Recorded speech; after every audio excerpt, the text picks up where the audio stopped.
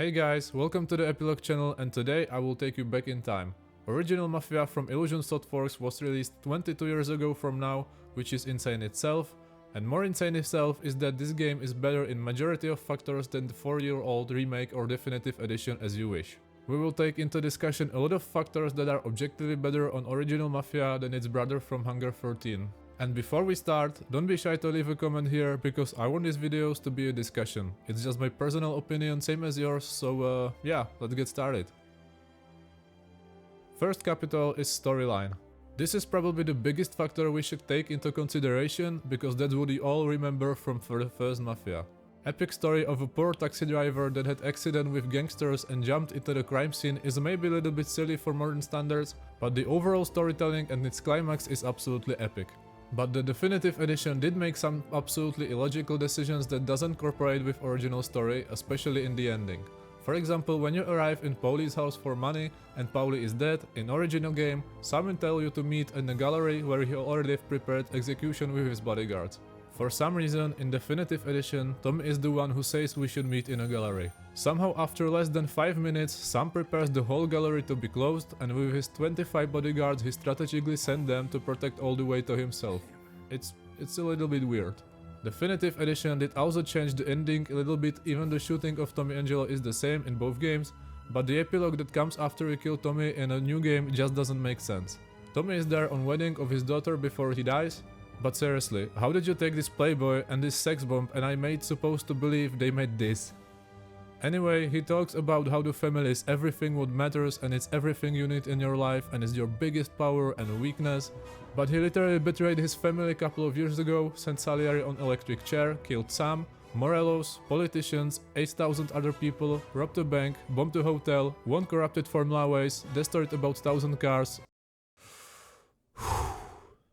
I have a feeling that the Hunger 13 wanted entire game to make Tony morally upright, but also reminded us that he is a gangster and he always will be. So, wasn't the point of this first game this quote? Friendship ain't worth shit. Oh. And because I don't want to ruin my day, I will not even react to the definitive edition title music. Second capital is gameplay and overall physics. When Mafia 1 was released, most of the action games in that era followed the same formula with enemy NPCs. They stood up on the same place and they were shooting on you. Yay, gameplay.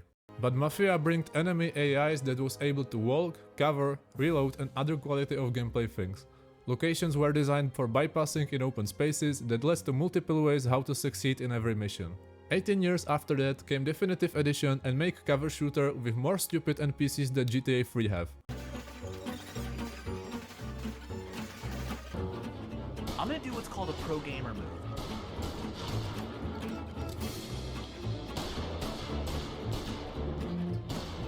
This also leads us to disappointment of what Mafia 3 was, because in many ways Mafia Definitive Edition comes from this game and sometimes you just can feel it, you know? It's on the same engine and visuals and overall it's pretty similar experience. Also we can talk here about much better and detailed driving module that the original Mafia have. Even you can hate it, which you probably do and me too, we have to appreciate stupidly precise steering of cars like Bolt Ace or Tommy's taxi car. Because the amount of work that had to go for achieving this is absolutely insane. The Definitive Edition on the other side have all the technologies to do even a more detailed and fun driving model, but they just took driving model from Mafia 3 and tweaked it a little bit for slower cars. I was expecting at least some love for the formula car and a fair play, but it felt the same. So, I gave couple of reasons why you might don't like the Definitive Edition of Mafia, but now we can step up for some changes that are debatable or I like about the new game and where it brings some improvements. Third capital is characters. This one is debatable because some characters I think really feels much more natural, like the side characters of Sarah or Morello Jr., because in Definitive Edition they gave them more space and overall improvements of technologies made them just more lively and believable than in the original. But the main characters are, well, let's say very debatable. Tommy sometimes feels like a friendly family man, which we talked about earlier, but sometimes he doesn't have problems killing 10 people in a mission. Salieri was the biggest concern amongst the players, but overall I like him quite a bit more than the original. He probably doesn't have the same aura he did in the first Mafia, but he's not acting like some innocent guy, he knows what he's doing and he thinks about everything twice. Combine this with good actor and voice and you make a good boss. So yeah, he just feels natural to me. Last one I wanna highlight is definitely a Mr. Morello, because he is much more diplomatic and thoughtful than he was in the original. Original game just showed him in an angry way, but the definitive edition made some improvements to make him again more natural, which I personally like. Fourth capital is about things that the new Mafia made so much better than the original one. And I wanted to ignore graphics here, because that's something where a game from 2002 can stand a chance, but because visuals are so immersive and the whole city is so detailed and atmospheric, combining with great references from that era when prohibition was a thing, Second World War was starting to get serious, financial crisis made USA poor in many ways, and I could continue. Fifth capital is gonna be dubbing.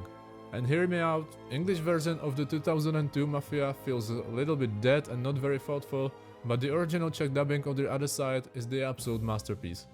If you're playing original Mafia now and you don't understand Czech, even then try Czech dubbing with English subtitles, because the experience is much better. But when we talk about definitive edition, English dubbing is well made and I don't have much to say about it. Czech dubbing is also good there, so I don't see problem in any of them anymore. And the sixth bonus capital is the soundtrack.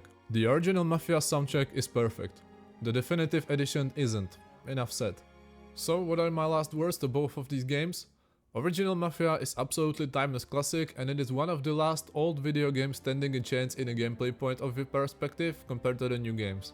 The definitive edition feels more generic and scripted than it should be, and it is one of these games that you don't want to play for a second time because there's not something very impressive or new about it. It catches up in places that the original made better and sometimes enhances it, and I think there was much bigger potential with some new missions, Easter eggs, lore of the story, soundtrack, characters, and I could continue. But do you agree with me? Tell me in the comments and I will look forward to another video. Bye!